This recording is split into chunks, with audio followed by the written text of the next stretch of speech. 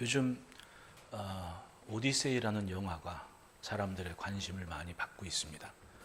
사실은 일리아드 오디세이 이 호모의 작품은 서양 문학의 근간이 되는 만큼 누구나 한 번쯤은 읽어봐야 될 책이라고 저는 생각을 하거든요. 어린 시절에 아버지가 목사님인데 독일의 한 가정에서 있었던 일입니다. 아버지가 목사님인데 아들한테 좀 쉬운 오디세이, 일리아드 책을 이렇게 줬대요. 근데 그 아들이 그 책을 읽고 참 감명을 받았는데 단순한 스토리가 아니라 어릴 적부터 생각을 했답니다. 야, 이게 사실인가? 그러면 이렇게 불타 없어진 도시가 어딘가엔 있을 거 아닌가? 근데 이 아이가 사실 고고학이라는 게 돈이 많이 들거든요. 일꾼도 벌여야 되고 투자가 많이 되는, 당장에 보이는 건 아닌데, 그러니까 한 40년을 돈만 번 거예요. 열심히 돈을 벌어서 재력이 좀 가진 다음에 이 양반이 1870년? 그때 지금의 터키 드로아라고 하잖아요. 현지명은 다르지만은 거기에 가서 내가 트로이 유적을 발굴하겠다, 그렇게 얘기를 했대요. 그리고 나서는 땅을 파기 시작했던 겁니다. 그리고 정말로 거기서 성벽체가 자꾸만 나오기 시작해요. 그 이후로 고고학에 대한 관심이나 아니면 지금 과거에 있었던 유적들, 그런 역사의 이야기들이 현실로 우리 문학이나 역사에 자리하게 됐죠. 하이니 슐더만 얘기입니다. 지금 오디세이라는 영화가 크리스토퍼 놀란이라는 감독이 그 감독을 했는데, 이제 감독의 시각에서 보는 오디세이아에 대한 그런 해석이 물론 개인적인 주관이 들어갔지만, 이 놀란 감독이 지은 영화, 종종 제가 인터스텔라 얘기를 하지만 그분이 같은 감독 아닙니까? 영화에 담긴 메시지가 참 우리가 좀 염두에 둘 만한 것들이 있어요. 물론 각색된 부분이 있지만, 그래서 여름 휴가 때는 자녀분들하고 한 번쯤 볼만한 영화가 아닌가라는 생각을 해요. 고고학자들의 견해에 따르면 이런 얘기를 합니다. 슐더만 이후로 독일의 다른 고고학자나 미국의 학자들이, 왜냐하면 발굴 기술이 날로 발전을 하기 때문에 유적을 발굴했는데 그 역사에 기록된 지금 성경에도 들어와라고 나오지만은 기원전 13세기의 그런 구전된 이야기들이 문자화된 게 기원전 8세기입니다. 그게 호모의 작품이죠. 그런데 찾아보니 그 유적들이 정말 있더라는 겁니다. 그리고 그 오디세이아에 나온, 일리아드에 나온 그런 전쟁, 그때 상황으로 하면 이제 일리아드가 그 트로이 목마가 그 목마에 관련 얘기를 하면, 오디세이아는 전쟁에 이긴 이후에 오디세이가 집으로 돌아가는 과정입니다. 집으로 돌아가는 과정이 10년 걸린 거예요. 그러니까 대략 한 20년의 이야기인데 20년 동안 펠레노페라는 부인은 전쟁터에 나간 자기 남편 기다리는 얘기가 되고, 하여튼 참 재밌는 스토리가 많아요. 야, 이렇게 치열하게 집으로 돌아오는구나 하는 얘기, 이런 얘기들이 있는데, 어쨌든 중요한 건 역사학자들이나 고고학자들이 그걸 발굴했는데 이게 사실이더라는 얘기죠. 사실에 가깝다는 얘기를 하고 있는 겁니다. 그리고 이 텔이라 그러죠. 이게 층층, 그러니까 도시가 하나가, 성이 붕괴되면 거기에 흙이 쌓여서 또 다른 도시가 건설되고 또 다른 성이 세워지고, 그게 무려 9개나 드로아 지역에서 발굴이 됐다는 거예요.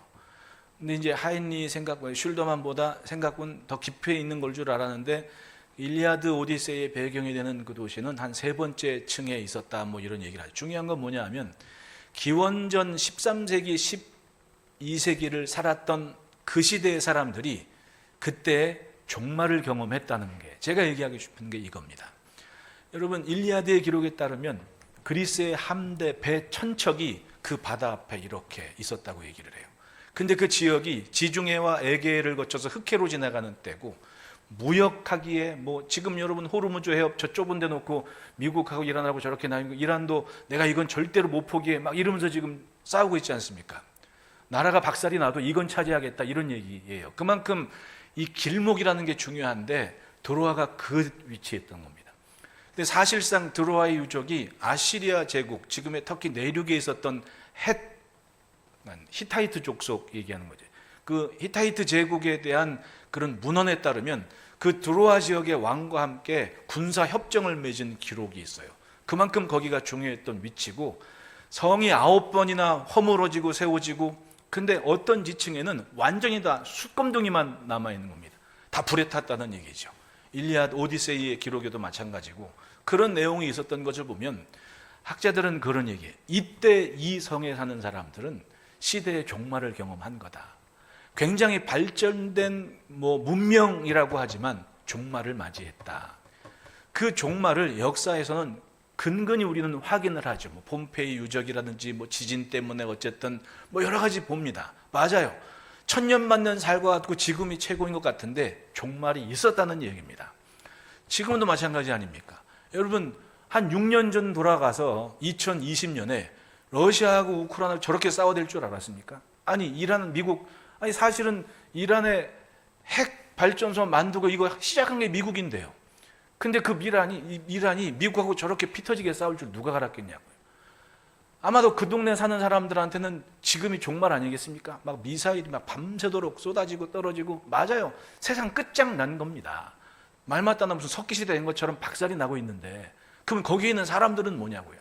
종말인 거예요. 세상 끝날 맞이한 겁니다. 아마도 그 호모의 이야기에 있는 그 배경에 있던 그 시대의 사람들도 그 종말을 경험하지 않았겠습니까? 자기 삶의 터전, 농지, 집 다 불에 타가지고 없어지는 겁니다. 슐더만의 기록에 따르면 그겁니다. 자기가 책을 읽는데 그 드로아 성주인,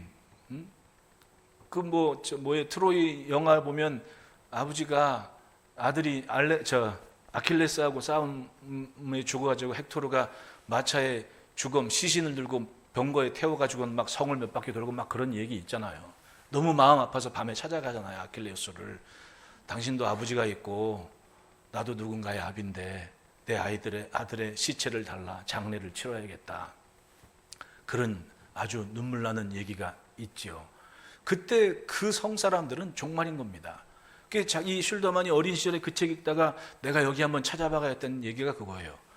불이 떨어지고 성이 불타는데 그 나이든 아버지를 둘째 아들, 사실 그 둘째 아들 때문에 전쟁이 벌어진 거 아니에요. 괜히 남의 부인 사랑한다고 데리고는 납치해가지고, 아주 보면 웃겨요. 그 얘기가 웃기지만 아주 심각하게 웃기는 얘기죠. 근데 그 늙은 아버지를 아들이 등이 없고 불타는 성에 떠나는 얘기를 보면서 이 소녀는 이 불탄 성이 어딘가에 있지 않겠느냐, 이게 모티브가 됐던 거죠. 사람마다 관심을 두는 것은 달라요.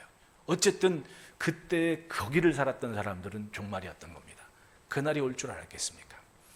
여러분, 우리 사람들 언제 어떻게 무슨 일이 어떻게 벌어질지 누가 확신하며 살아요? 천년만년 살 것 같고 내게 다 내 건 줄 알고 살지만은 언젠가 끝날 시간이 있다는 얘기입니다. 자의에 의해서건 타의에 의해서건 마무리할 시간이 있다는 겁니다. 사실상 온 세계가 전쟁 이야기하고 막 불안하니까 아주 관심을 안 가질 수가 없는 거예요. 여러분, 여기 사는 우리는 모르지만 밖에 사는 사람들은 엄청 걱정을 하는 시선으로 우리나라를 봐요. 여러분, 유럽의 빅4라 그러지 않습니까? 독일, 프랑스, 영국, 또 하나 어딘가, 이 네 나라가 쓸만한 탱크 네 나라 합쳐봐요. 1,400대가 안 된대요. 근데 여러분, 우리나라 지금 쓸만한 탱크 몇 대 있는지 아십니까? 2,700대가 있대요. 그거 다 어디 있는지 모르겠어. 그러면 유럽 전체에서 쓸만한 탱크보다 우리나라의 탱크가 더 많다는 얘기인데, 지금 전쟁 치르는 나라들이 어딜 보고 있습니까? 막 미사일 쏴대고 총알 쏴대고 곡사포 쏴대고, 근데 그걸 충당할 나라가 없으니까 어딜 우리나라 보고 있잖아요. 그렇다는 얘기는 우리나라는 그만한 무기를 감당할 나라라는 거 아닙니까? 그게 준비된 나라라는 거예요. 그 뭐 때문에 준비되고 있는 거예요? 휴전선 너머에 북한이라는 적이 있지 않습니까? 적. 그래서 우리 애들이 다 군대 가는 겁니다. 이렇게 애들 안 낳다간 제가 늘 한 15년 전부터 얘기했듯이 이제 딸들도 군대 가야 돼, 나라 지키려고. 어쩔 수 없어. 없는 걸 어떻게 해? 안 그러면 이 동남아에서 이 나라 오고 싶은 사람한테 시민권 주고 군대 가라고 이럴 수 있는 나라가 된 겁니다. 왜? 아직 이게 있거든요. 휴전 상태라는 겁니다. 말 맞다나 6.25는 뭐 작심하고 터졌습니까? 잠자다가 갑자기 뻥 터진 거 아니에요.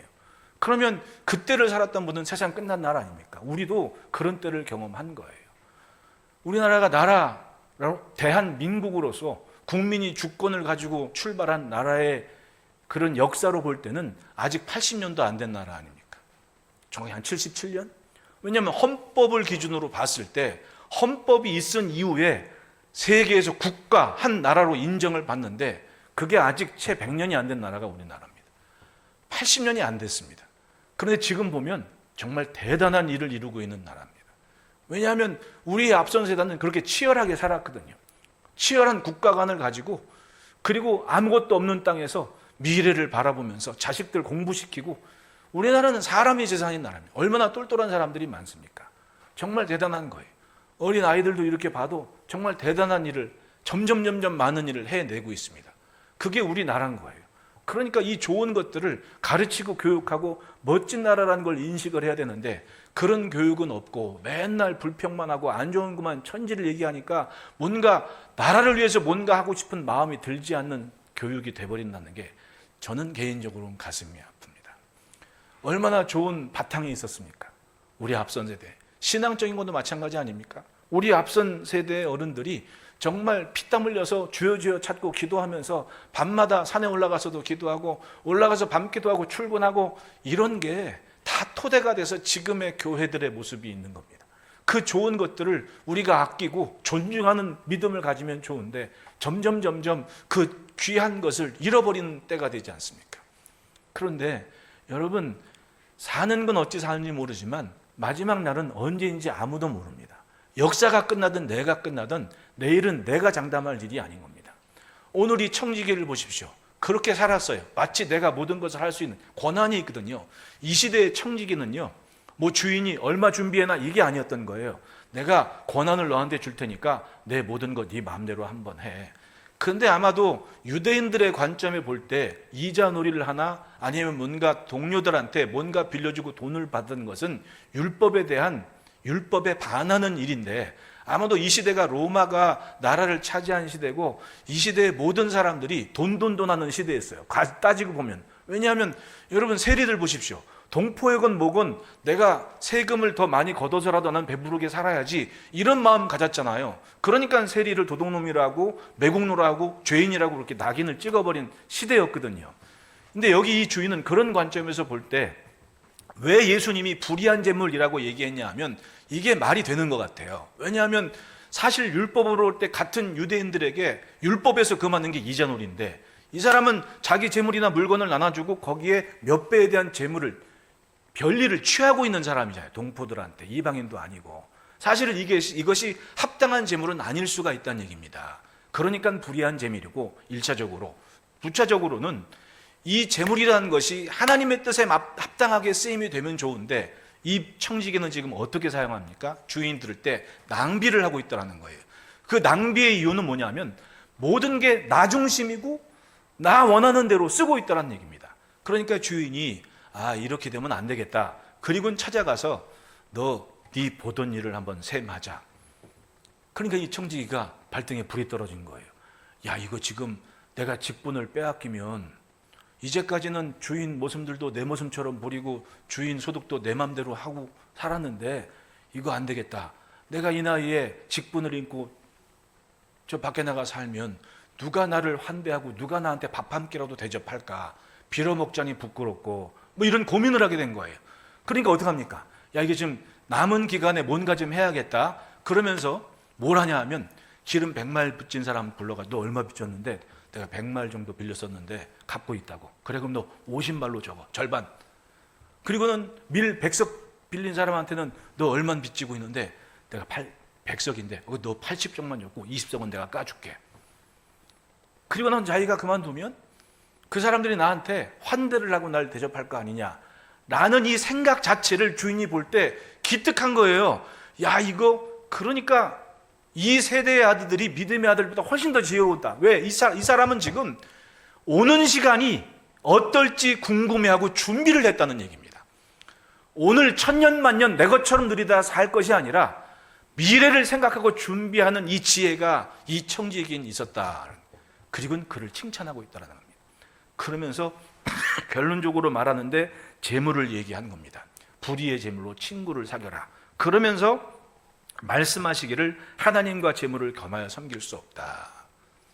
근데 이 얘기를 듣고 누가 싫어했습니까? 바리새인들이 싫어했던 거예요. 그 말은 뭐냐 하면 그 시대에 경건한 생활을 한다고 하는 사람들조차도 하나님께서 원하시는 뜻을 알면서도 제 좋은 대로 제 맘대로 살더라는 겁니다. 그러니까 그 말이 듣기 싫어서 바리새인들은 당장의 말씀을 마치자마자 어떻게 하든 예수님을 책잡으려고 하지 않습니까? 맞아요. 불의한 청지기를 통해서 우리는 그걸 배워야 됩니다. 내가 오늘 내 것인 것처럼 살지만 이 모든 것이 끝나는 시간은 내 것이 아니다. 주인이 부를 날이 있다. 그 오디세이라는 책에 보면 주인공 오디세이가 집으로 돌아가는 중에 하데스에 이르러요. 하데스라는 장소가 가는데 그 하데스가 그리스 문학에는 지옥을 하데스라고 얘기하고 성경엔 수올이라고 얘기하죠. 근데 그 글 안에 하데스를 묘사할 때 뭐라고 해요? 거기에 그 일리아드 전쟁터에서 죽은 아킬레우스가 거기 가 있는 걸 발견을 해요. 그 아킬레우스를 만나는 겁니다. 그 아킬레우스 딱 있어가지고 거기에 그 아킬레우스한테 오디세이가 물어요. 왜냐하면 자기 사령관 아닙니까? 그 친구고 벗처럼 같이 전쟁터에 있었고 있으니까 반가워가지고 어때 살만해? 이렇게 묻단 말입니다. 지옥에 있는데 지금 우리말 지옥에 있는 거예요. 지옥에 있는데 살만해? 그러니까 아킬레우스가 그렇게 얘기를 해요. 내가 하데스의 왕이 되느니 그리스의 노예가 되겠다. 왜냐하면 그 지옥은 아무런 느낌이 없는 거예요.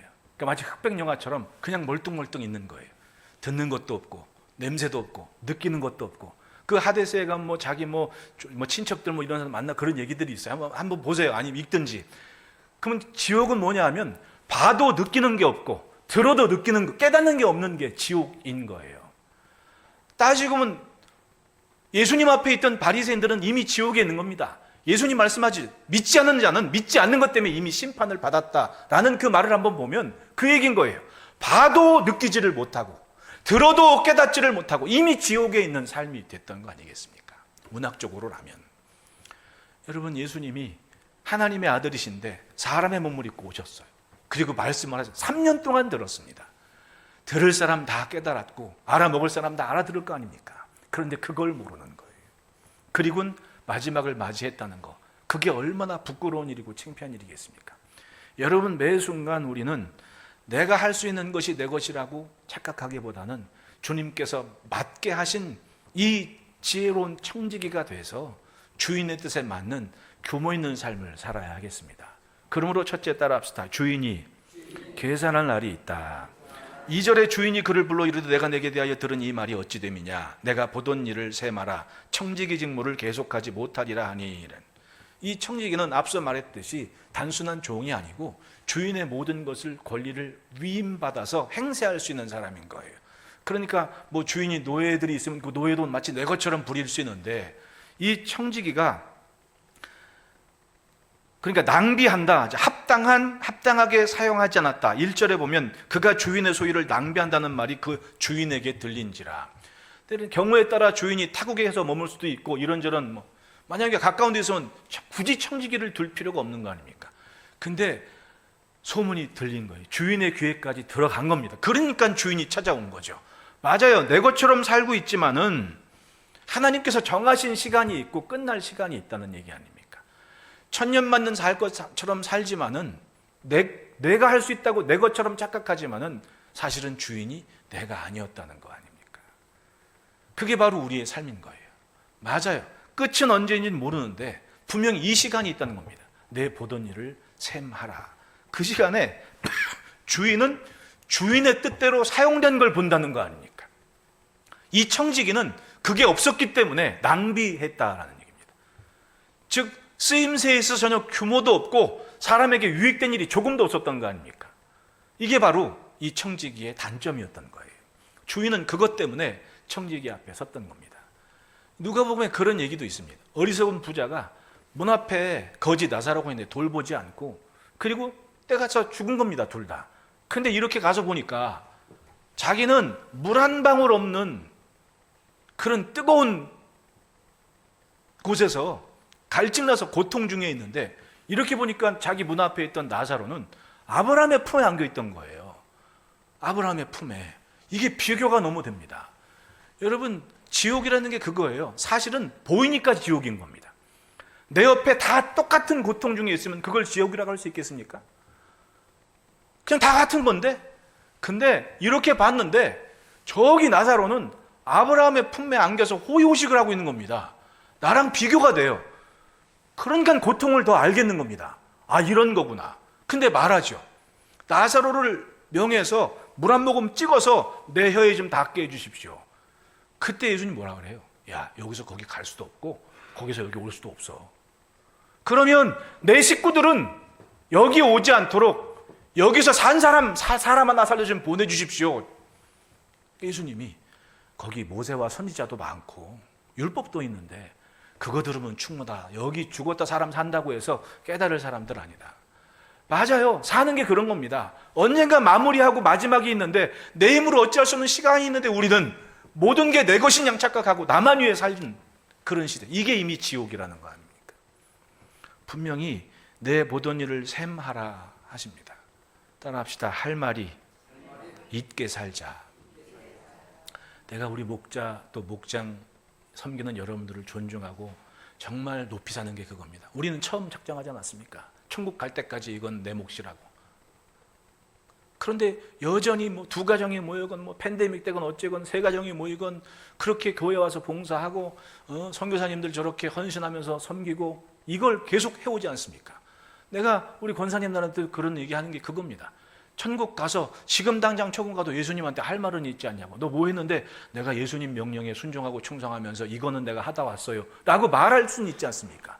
이게 가벼운 것 같지만 굉장히 무게감이 있다고 생각을 해요. 왜냐하면 그래도 우리의 삶에 주님의 것이 있도록 살아가는 모습 아닙니까? 이 실천적인 삶이 있다는 거예요. 우리는 내 보던 일을 세마라 할 때 할 말이 있는 거. 제가 종종 11조에 대한 얘기도 하는 게 그겁니다. 내 삶에 주님의 것이 있게 하는 것. 이제는 11조도 용기가 필요한 시대가 됐습니다. 왜냐하면 뭐 적은 금액 할 땐 11조 용기 있게 잘합니다. 그런데 좀 내가 연봉이 좀 세지고 높아지고 지위가 올라가면 이게 겁이 나는 겁니다. 막 200만 원, 300만 원 11조 하려고 그러면 이게 막 허리가 휘청이는 것 같은 생각이 드는 겁니다. 야, 이게 누구가 한 달 월급인데? 그런데 여러분 생각해 보십시오. 내 삶에 주님의 것이 있는 것, 주님이 누리게 하시는 거는 우리 교회 어떤 분들은 자기 봉급에 세전으로 11조 하는 분도 계십니다. 이건 용기 아닙니까? 믿음의 용기. 그런데 따지고 보면 믿음의 흔적들을 어떤 교회마다 살펴보면은 그런 용기 있는 분들이 결국은 하나님께서 뭔가 하시는 일을 만들어 가요. 저는 그렇게 믿거든요. 왜냐하면 내 삶에 주인이 누구인지를 분명히 하는 고백이 있는 삶인데 작은 것 같지만 이 실천적인 삶이 결국은 주님 앞에 설 때 나 이렇게 살았습니다라고 말할 수 있는 근거는 되지 않겠습니까? 여러분, 내 보던 일을 셈하라. 맞아요. 주인이 계산할 날이 있는 겁니다. 이거에 부끄러움이 없도록 삶을 만드는 건 남이 아니라 내가 감당할 일이라는 겁니다. 둘째로는 따라합시다. 오는 시간을 준비한다. 이제껏 낭비하던 인생인데 비로소 미래를 보면서 준비를 하는데 이건 육신의 것을 생각하는 것 같지만 미래에 대한 관계성이 있다는 거 아닙니까? 주인이 볼 때는 그걸 예쁘게 봤던 거예요. 나만 위에 살던 인생이 비로소 주변을 돌아보고 삶의 관계를 좀 선한 것이 있도록 만들어가는 지혜를 가졌다는 거 아닙니까? 그게 주인이 칭찬하신 이유입니다. 4절을 보면 내가 할 일을 알았도다. 이렇게 하면 직분을 빼앗긴 후에 사람들이 나를 자기 집으로 영접하리라라고 앞일을 준비하기 시작했다는 겁니다.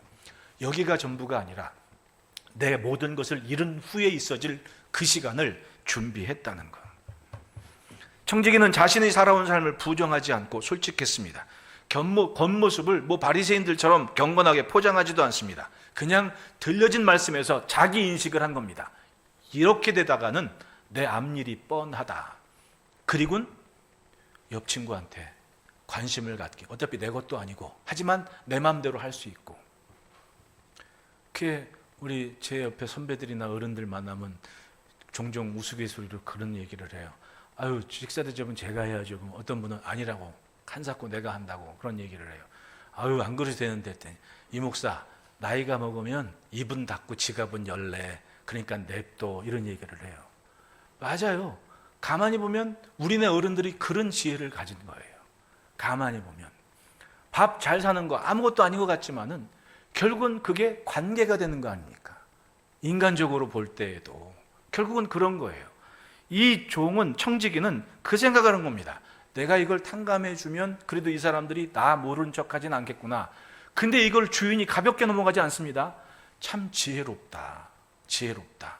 맞아요. 미래를 준비하는 지혜를 가졌다고 얘기합니다. 나밖에 모르는 건 낭비였습니다. 그런데 관계를 생각하는 것은 지혜였다는 얘기입니다. 우리네 생각들 한번 보십시오. 제가 뭐 근간에 얘기하는 얘기지만 뭐 원자력 뭐 얼마나 중요한 거예요. 근데 우리나라가 어쩌다가 원자력기술이 생겼습니까? 처음에 이승만 대통령이 딱 된 다음에 이것저것 안 되겠다. 그리고는 아무리 눈 씻고도 봐도 공부한 학자들도 없고 뭘 할 수도 없으니까 장학생들 뽑아가지고 미국으로 유학 보낼 때 1인당 GNP가 100불 정도뿐이 안 되는 날 6,000불을 들여서 공부를 시킨 거예요. 근데 여러분, 그 6,000불 들여서 공부했는데 나가서 공부한 사람들이 다 우리나라 와서 뭐 인프라가 있어서 뭐 해도 의미가 있는 거 아니겠습니까?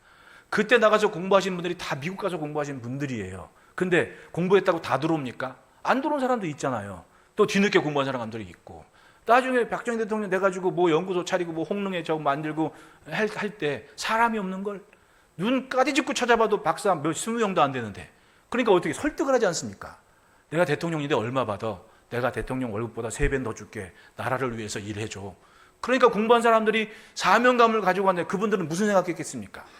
조국이 나를 부른다. 국가가 나를 필요로 한다. 맞아요. 그런 사람들이 토대가 있었기 때문에 우리나라가 빠른 성장 그래프를 한번 보십시오. 제가 아침에도 그런 얘기를 했습니다. 80년 안 된 역사를 가진 나라가 성장률을 보면 개발도상국에서 선진국까지의 그래프를 갖고 있다. 저 어릴 적에 전 비 온 다음날 저 우산꽂이에 우산이 있으면 웃어요. 올 때는 고맙다고 쓰고 하고는 해 떴다고 다 버리고 갔구나. 저는 어릴 적에 집에 우산이 하나밖에 없었습니다. 그래서 비 오는 날 우산 들고 저녁 때 엄마 오는 시간 되면 버스 정류장 우산 들고 갔었어요. 엄마 기다려야 되니까. 그런 시대를 살았거든요. 또 그러면 또 아들이 비 맞고 올까 봐 이런 얘기를 해요. 야, 너 우산 들고 밤에 나오지 마라. 위험해. 엄마가 알아서 할게. 그러면 나가보면 그 얼마짜리 100원짜리인가 300원짜리 그 비닐 우산 있잖아요. 걸어다니면 찰랑찰랑 소리 나는 거. 정집사님도 연식이 꽤 됐다. 찰랑찰랑 되는 거. 그런 시대를 살았거든요. 근데 지금은 그냥 어지간하면 버리고 가. 내 친구 하나 왔다 가면 비 올 때 이 목사 우산 좀 주고 가거든. 내가 그 집 가서 세봤어. 21개가 있어. 21개. 그런 나라가 된 거예요. 그러니까 성장 그래프 보면 성장한다고 다른 나라는 이렇게 갔던 게 우리나라는 이렇게 가버린 거야. 얼마나 고마워요. 왜냐하면 이 시대를 살았던 분이 허리띠 졸라매고 그렇게 축복하면서 기도하면서 그렇게 살아낸 거거든요.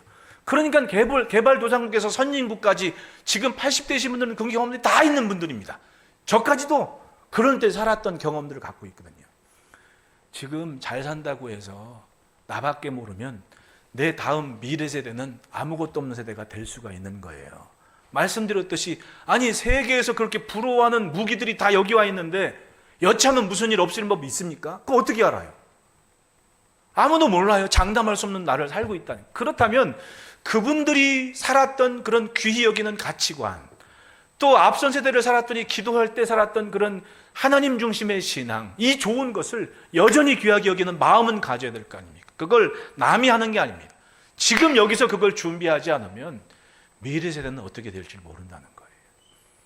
지금 뭐 독일에 미군 철수하니까 솔직히 미군이 여기저기 뭐 주둔해서 자기들 좋은 데 한다 그러지만 주둔했기 때문에 덕분 나라들 많잖아요. 근데 그렇게 막 수십 년 그렇게 주둔하고 났더니 독일 젊은이 내가 왜 군대를 가냐고 그러고 있대 그러지 않습니까? 우리는 그냥 북한이 딱 버티고 있으니까 눈에 보이거든. 안 갈 수가 없고 갔다 오잖아요. 군대 가면 눈빛이 달라지지 않습니까? 여기 제주군 앉아있지만 군대 딱 갔을 때 휴가 갔을 때 이랬습니다. 이랬습니까? 그러잖아요. 지금은 그 모습이 없어 솔직히. 그렇지? 하지만 안에 있는 그 근성, 이건 있지 않습니까? 왜? 배웠거든, 군대 가서. 우리나라가 어떤지. 여참, 아니 막말로 여참 와서 총 주고 쏴봐. 다 쏠 수 있어요, 우리나라 대한민국 남자들은. 놀란다잖아요. 다 쏠 수 있거든. 얼마나 대단한 거예요. 왜냐하면 그렇게 살아왔거든. 그러면 이 좋은 것을 가르치고 좋은 것을 배우고 해서 사회적으로나 영적으로나 균형감 있는 그걸 준비해야죠.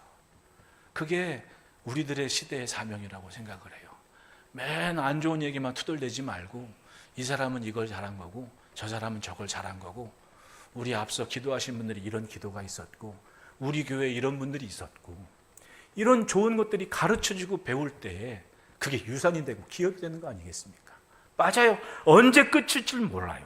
하지만 우리는 오는 시간을 준비해야 됩니다. 주님 앞에 설 시간, 아무것도 없이 빈 몸으로 주님 앞에 서는 시간. 주인은 이 8절을 보면 이 옳지 않은 청지기가 이를 지혜 있게 하였으므로 칭찬하였으니 이 세대의 아들들이 자기 시대에서는 빛의 아들들보다 더 지혜로우므로. 이 말은 뭐냐 하면 그 시대의 종교인들을 향해 얘기한 거 아닙니까? 야, 하나님 믿고 없고 저렇게 보통 사람도 저 정도 사는데 너는 하나님의 아들들이라고 하면서 왜 이 정도도 안 돼? 이 얘기를 하고 있는 거예요. 맞습니다. 오는 시간을 준비하는 것, 지금까지 생각이 없던 미래를 준비하는 영육간의 시선을 가질 때, 그때 어느 시간이건 주님 앞에 설 때 주님 앞에 칭찬을 듣게 됩니다. 그러므로 셋째 따라 합시다. 더 높은 가치를 지킨다. 맞습니다. 11절에 너희가 만일 불의한 재물에도 충성하지 아니하면 누가 참된 것으로 너희에게 맡기겠느냐. 13절에 지팡이 두 주인을 섬길 수 없나니 혹 이를 미워하고 저를 사랑하거나 혹 이를 중히 여기고 저를 경히 여길 것임이라. 너희는 하나님과 재물을 겸하여 섬길 수 없느니라. 무엇에 더 가치를 두고 사는지 그걸 인식하게 합니다. 바리새인들은 자기들이 경건하다고 자랑하지만 그 말이 듣기 싫었던 거예요. 왜? 대우받고 자기 위해 사는 게 몰입이 된 인생 아닙니까? 구별된 것 하나로. 그 말은 뭐예요? 남 평가하고 남 지적질하면서 자기 유익을 챙기는 사람들이 바리새인들이었다는 겁니다. 그러니까 예수님이 그렇게 싫어했던 거예요. 독사의 자식이라고, 너 아이비는 사탄이라고 이렇게 얘기까지 한 거 아닙니까?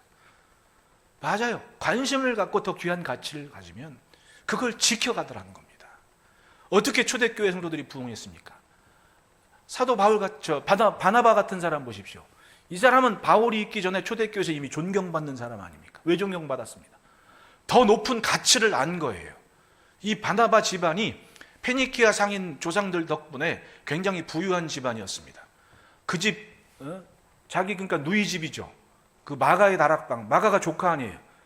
예루살렘에는 그 집 가면 그래도 그 좋은 땅 예루살렘 성전 곁에서 굉장히 규모 있는 집안 갖고 있습니다. 오죽했으면 오죽 집안 켰으면 그 마가의 다락방 밑편에 다윗 가묘가 있을 만큼 지명도가 있는 집안이었습니다. 그러면 예수님 당시에도 바나바는 예수님 부활 수천하시고 교회 안에서 굉장히 덕망 있는 사람이었거든요. 왜? 자기 소유를 팔아서 그 예루살렘에 올라와서 성령 받은 사람들, 집에 안 가고 있는 사람 다 먹여 살린 사람들 아닙니까? 어떻게 그럴 수 있어요?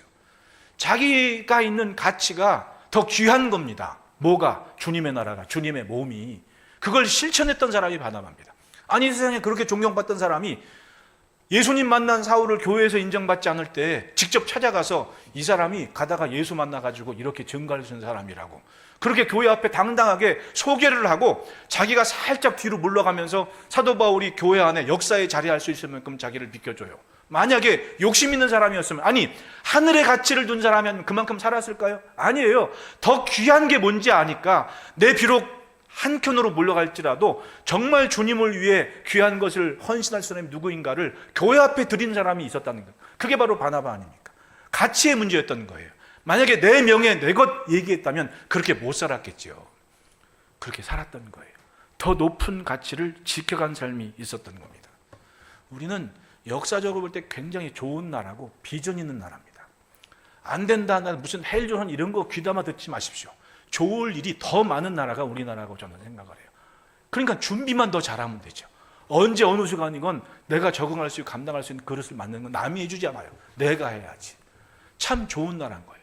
제가 이번 주에 어떤 날 제가 새벽 예배를 못 나왔어요. 왜냐하면 한 새벽 2시에 잠자가는데 막 빵 소리, 대포 거짓말 못하고 대포 소리가 나가지고 자다 깼어요. 근데 자다 깨가지고 벌떡 딱 봤는데 암전이야. 깜깜하고 아무것도 안 보여. 아, 전기가 나갔구나.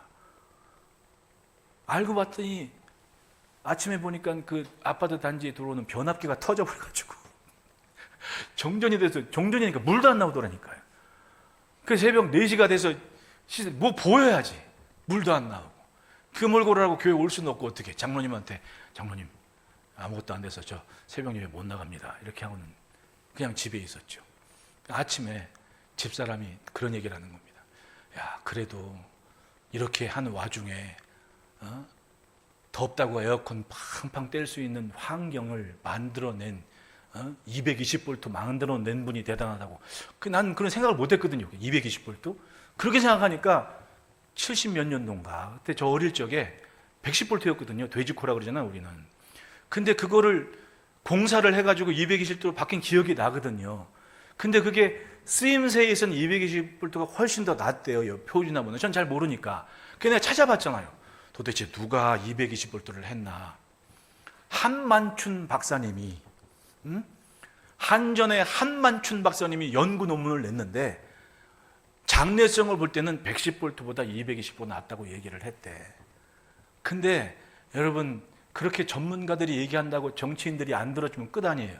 근데 그때를 살았던 분들은 그 얘기를 듣고, 70몇 년도에 살았던 정치인들은 그 말을 듣고 인정을 한, 그건 당신들이 박사니까 그 말이 맞겠지. 그리고는 바꾼 거 아니에요. 그랬더니 20년, 30년, 40년으로 살아가는 우리가 이런 혜택을 입고 살아요. 아, 우리나라가 지금 이렇게 전기 펑펑 쏜 나라 어디 있습니까? 결국은 앞선 사람들이 확실한 국가관과 가치관을 가지고 살아낸 거예요. 그렇게.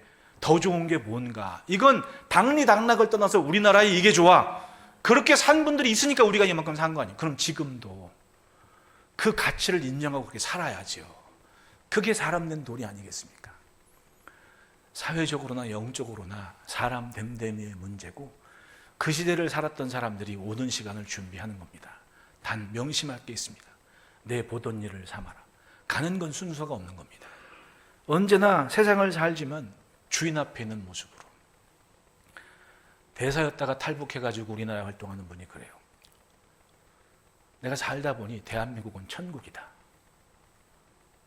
왜요? 그러니까 자기는 평생을 대사까지 하면서 살았는데 자기가 땀 흘려 수고하는 모든 게 한 나라의 체제, 그리고 한 집안, 이념을 위해 사는 것뿐이 안 됐다.